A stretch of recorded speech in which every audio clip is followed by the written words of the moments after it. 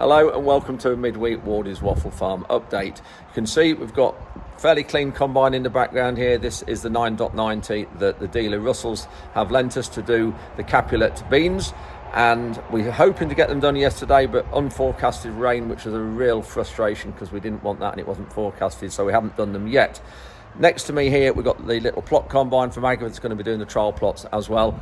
Anyway, we'll just have to keep fingers crossed and see if we can get onto them in the next 2 or 3 days. Anyway, in this update, we are spreading some sewage sludge. Got company contractor in Severn Trent, get a local contractor in to spread the sludge. So that's happening. We've also got the Simba Solo working. We've got the Simba Elita working with the press on the back as well. And we've also started lifting sugar beet. So take a look at all those things. Hope you enjoy this update. Thanks very much for watching. And if you make it to the end, we'll see you then.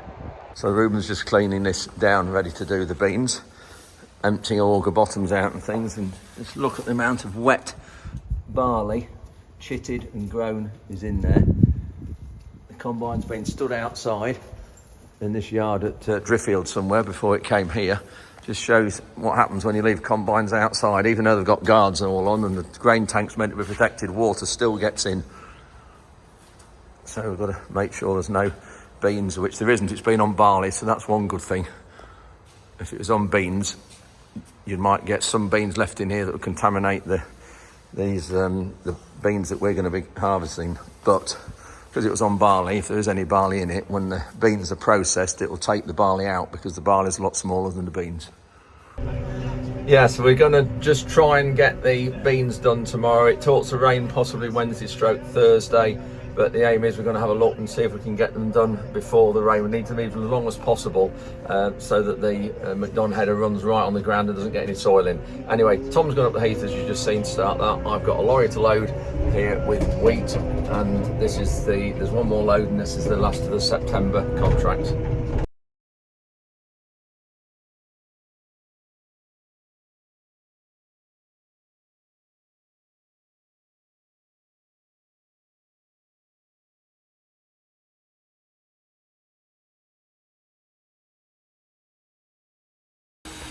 Ruben's just greasing up this express. Lots of grease points dotted around. Got this cordless greaser. Makes the job a lot easier. That's a pivot point in the wings. There's grease nipples under there. And there is one on every disc as well. You can see there. But when you're just looking at that, they need doing apparently every 200 hours. You can see that. But we haven't used it enough yet to do these, but they will soon want doing again. And then also these in here, you can see on there's a bearing in there that supports these DDs, and then another one there. So when you turn it, you can just see it. That's the scrapers catching. That's these scrapers here, just catching in there. But I can see what it turns. So that's turning that one, but it's not turning that one. It's split into 4. So there's 2 lots of axles on each wing with a bearing support there on each one. And this handle is how you alter the angle of the disc. I'll just do that and put it back. But if you watch it turn that, you watch it move that bracket there. And that is moving all those along, and it actually is moving the angle of the disc, which means it cuts in more and moves more soil. So we'll put that back. You see there.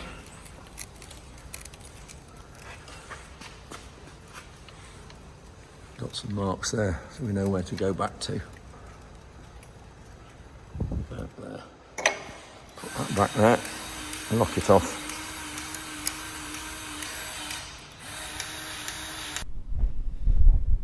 Got some more sewage sludge being spread. We've only got 3 heaps this year, and that's the heaps that were left over from last year that didn't get spread because the wet came in. Hope you can hear me all right. It's quite windy, but I have got my muffled microphone on. That is it. Where are we? There. Just trying to beat the wind a bit.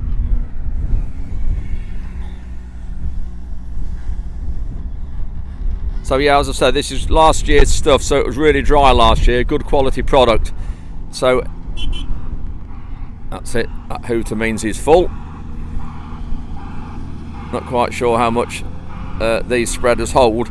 I'll go in a spreader probably another time, but I can't at the minute, obviously with my foot being like it is. I can't get about, and I don't want to put sewage sludge in the bottom of this foot and then end up with it all over the carpet in the house.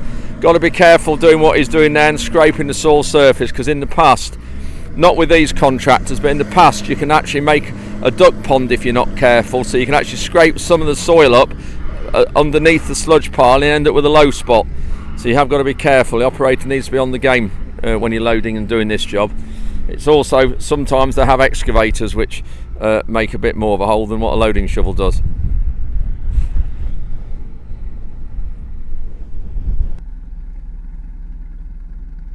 You can see there the spreader throwing it out. The drier it is, the better it spreads it, and it needs to be ideally in small particles. And you can see that door that's sticking up at the back on the spreader, that keeps opening as the spreader gets emptier, because there's like a conveyor belt in the bottom of that spreader that's bringing the stuff to the back. So that door needs to keep continually opening gradually to let the stuff onto the spreading discs at the back.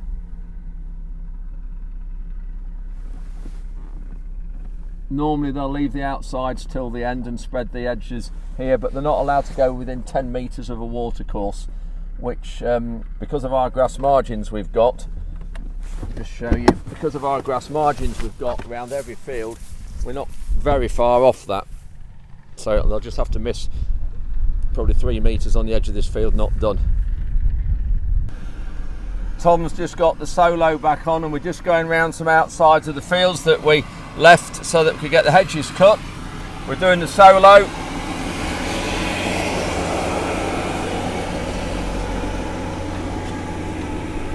It's actually doing a really good job. It's mixing it up well, the front discs are.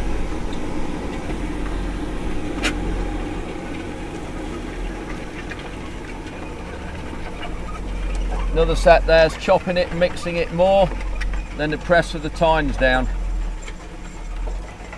Just a bit heavier soil in this corner of the field.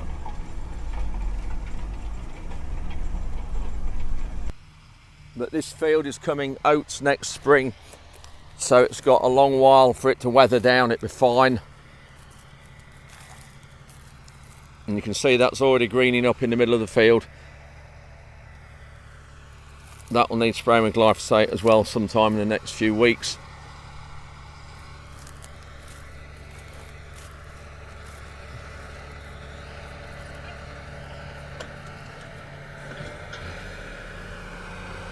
Just takes a bit of backing. There's so many hitch points. There's one there, another one behind the tractor, and then of course the tractor's front wheel steer takes a lot of managing around in the corners. But it is wet here, you can just see there, that's sticky. It always is in this corner.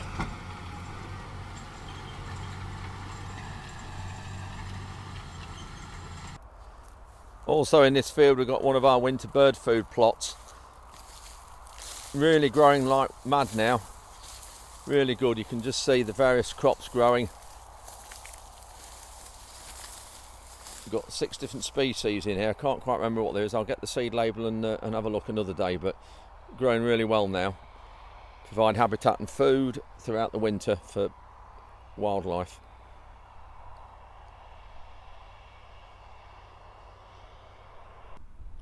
So just waiting for Ruben to come to this end of the field, just looking down here. These are oats that are grown into the soil. If I can just see if I can pull any up. No, it's snapping off. Oh, there's one. You can see there's one that's grown. You can also see my nail. Actually, I'll talk about that in a second. Yeah, there's one that's grown. There might also be some black grass here, because this was a really bad field a few years ago, but it just shows if you really get to grips with black grass and determined to beat it, you can do. We wouldn't have been able to grow a winter crop in here for if we hadn't got rid of the black grass, and we're growing winter wheat in here for the first time. Yeah, there's Ruben spraying. Actually, just before I start talking about my nail, my thumbnail, when you see a sprayer working in a field like that, We've got main road nearby here. You can see lorries, there's lots of cars. It's the busiest single carriageway A road here in the UK, according to police. So a lot of people see spray here and they're horrified. I think it's poisonous, it's chemicals. Well, actually what you see here, 98% of what's coming out that sprayer boom is water. There's only 2% chemical. And a lot of the time that's the case. We use water as a carrier to take it down to the plant. I better just move my truck because I'm in the way for the boom swinging round. Let's just get in.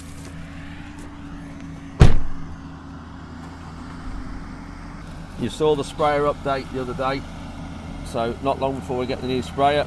Really pleasing that will be.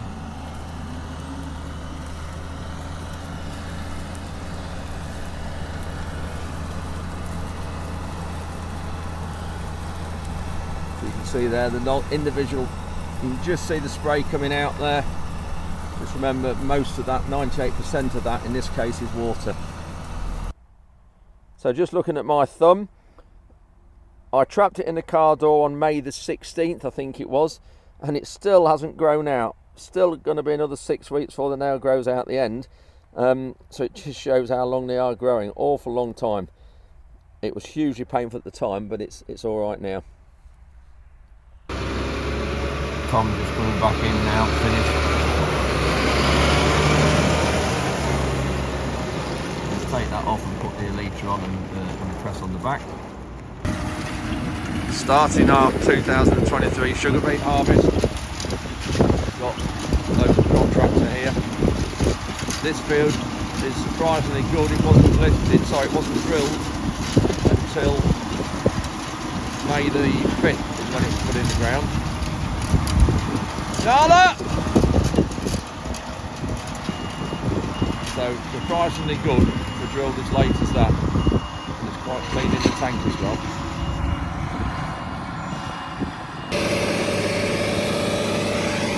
We've just put the elytra on, and this is the machine that we converted from a 6-metre solo. So we've taken all the discs off the front. This is about 10 years ago. We drill oilseed rape with it. That tank on the top is for liquid fertiliser, and then under the red sheet there is a seeder that we put the seed in. But we've got 11 loosening legs, low disturbance legs. You can just see the ground all moving.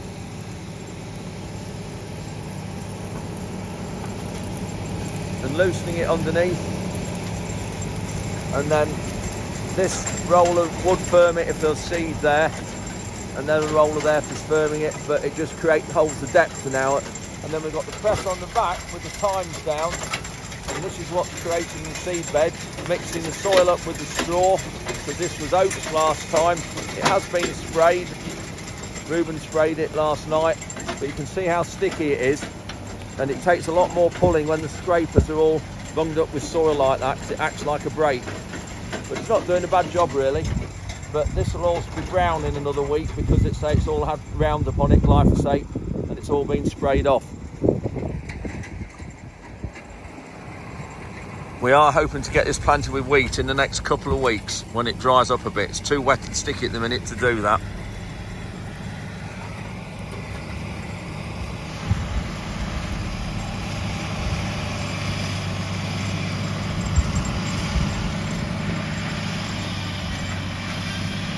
See there the legs with some wings and feet on the bottom, and that's working in the soil about 8 inches deep.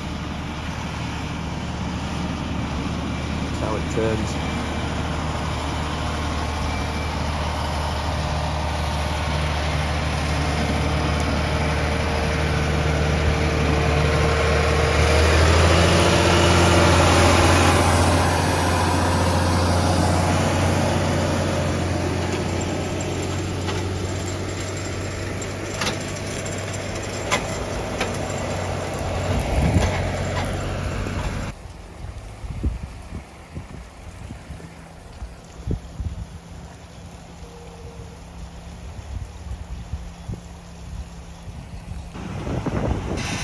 We're just getting ready for harvesting the special beans tomorrow.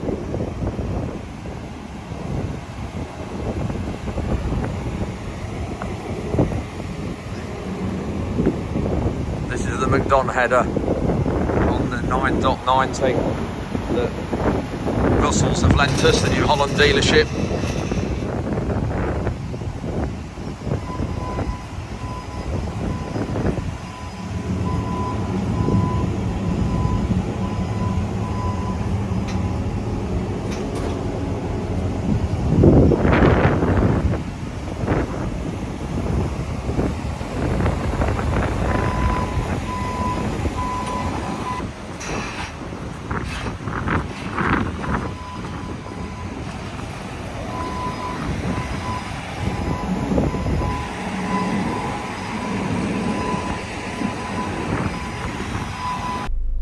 So you saw earlier on that we started our sugar beet harvest, but we're only going 2 hours yesterday when it rained, and we had 8 millimeters in about an hour and a half, 2 hours, which is not helpful when you've got sugar beet on difficult clay soils.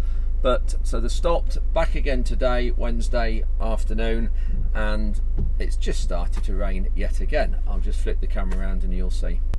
So you can just see on the window the spots of rain. There is the harvester. Where are we? There, just unloaded into the trailer. He's just coming to the heap. But what we're doing is, because the concrete beet pad that we normally store sugar beet on has still got a lot of tarmac planings on, we're having to tip the sugar beet in the field, which we've never done before, and I don't like doing it, but needs must. And the whiter beet on the right is what was done yesterday, and the rain's washed it off, washed any soil off, you can see there. And this is what they've just lifted today. There's more soil in that a little bit, but it's still not too bad. But we'll get the contractor in, one relation of mine with a really good cleaner, beet cleaner and a loader that takes a lot of soil and stones and clods out, get him to do it and put it in, load it into the lorries for us, which will do a better job than what we can do. Anyway, we'll just watch this trailer tip up to the heap.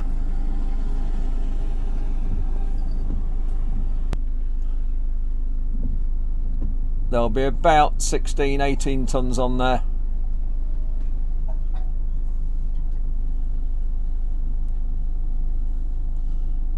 These Bailey trailers, this is called a beet heaper, or beet heaper, and it's different from a normal trailer, a normal Bailey grain trailer, because it tips a lot higher, so you can stack the sugar beet up high. You can see there, a normal trailer wouldn't leave it as high as that.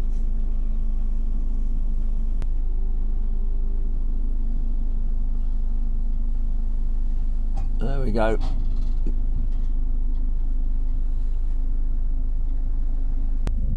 And just touching on this field, we really need to get this field up in decent conditions, because last year when we soloed it and cultivated it last autumn, it was wet. It didn't do a brilliant job underneath, so we need to lift the whole field now, which we weren't going to do. We're only going to lift half. It's about 45 acres. So we're going to get the whole field out the ground, and then hopefully Tom can get it soloed in good conditions, because the sugar beet will have taken a lot of moisture out. So deep down where the roots are, and these are sort of parsnip shaped, so these roots will go down 10 inches. Down there it will be quite dry still, so the legs of the solo that you've seen working early on in this video should be okay. I was going back for another trailer load. It can't be yielding too badly because he's getting a trailer load quite regular. And this is a contractor we have, and it's the contractor from up the road. I'm not quite sure what they're going to charge us this year, but I'll let you know. And this is a charge per acre they'll do us for, and the cost of the machine comes with the traction trailer as well. That should nearly be the tank of the beet harvester empty. Yeah, you can see it slowing down now, coming off the end of the elevator.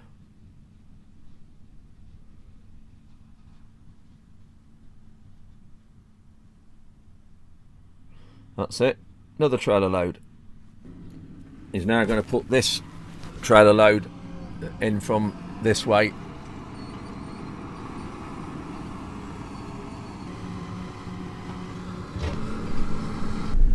Just see this harvester crabs as it's coming down the field. You can see on the right there the back wheel sticks out, and then the machine straightens up as it turns. The wheels don't run in the same place. The front wheels don't run in the same place as the back, which is great for ground compaction.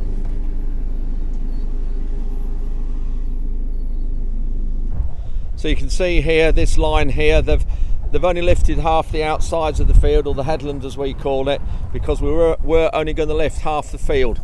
So we were going to lift in a line through here and lift all that side, which is about half, but we decided last night that we're going to lift all of it and get it all out the ground. The reason why you only lift, if you're going to lift half the field, why you don't lift the outside is because if you do that, and then when you come to lift that half a few weeks later, if this has had a lot of rain on it, it'll be as soft as anything and it will make an absolute mess of the field. And it's just something we've learnt over the years, that if you're only lifting part of the field, you only lift the headlands where you want to lift the main part of the field up there too, and you leave this, and then you'll lift the outside of this when you come to lift the rest of that. So yesterday when we started this, that's what we were going to do, only do half of it. We now decided to do the rest, but Malk on the machine, on the harvester, he'll lift all that bit, and then he'll come back tomorrow and then go around the outsides, right around and lift 3 sides, lift the outsides, and then carry on all the way across towards those trees. Then he'll have another heap just up there somewhere. There's the wet spot. Those regular viewers of this channel remember we've had a wet spot here for a while. We'll have the second half, or second heap of this beet somewhere just there away from that wet spot. So that's it, and the end of this video is a little bit different to the one I posted on Sunday, because it was a lovely sunset and lovely sky here, grey gloomy skies in Lincolnshire with rain and drizzle in the air. So that's it for this midweek update. We'll definitely do one Sunday. I might do one before then, do a live one when we get into these beans, if we can, because we're planning on doing them tomorrow afternoon and Friday, if this weather here holds off and doesn't cause us too much grief. But it's such an unknown at the minute, it really is. We've got BBC and ITV lined up to come, and a lot of radio stations as well, so we shall see. But yeah, all being well, it'd be good if we can get these beans harvested in the next 2 or 3 days before some more rain next week. Thanks very much for watching. We'll see you hopefully maybe on the live video, but if not then on Sunday morning for regular Wardy's Waffle.